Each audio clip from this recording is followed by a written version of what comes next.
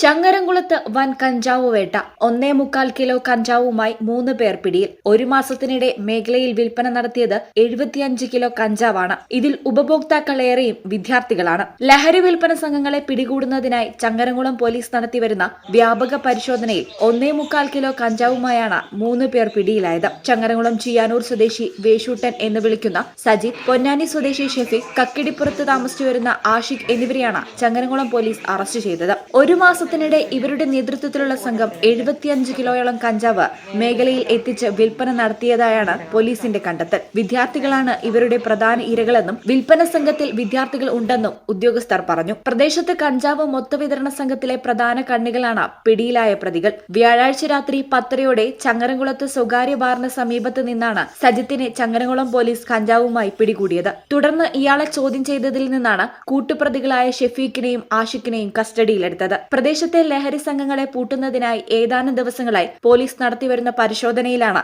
സജിത്ത് പിടിയിലാവുന്നത്. ഒരു മാസത്തിനിടെ ചങ്ങരംകുളം എടപ്പാൾ മേഖലയിൽ നിന്നായി വിൽപ്പനക്കാരും ഉപഭോക്താക്കളുമായ 30ഓളം പേരെ പിടികൂടിയെന്നും ഇതിൽ 10ാം ക്ലാസ് വിദ്യാർത്ഥികൾ വരെയുണ്ടെന്നും വരും ദിവസങ്ങളിലും പരിശോധന തുടരുമെന്നും CI ഷൈൻ പറഞ്ഞു. പിടിയിലായ പ്രതികളെ ചോദ്യം ചെയ്യൽ പൂർത്തിയാക്കി പൊന്നാനി കോടതിയിൽ ഹാജരാക്കും. ഈ channel Changaramkulam. Kavitha golden diamonds, the versatile jewelry.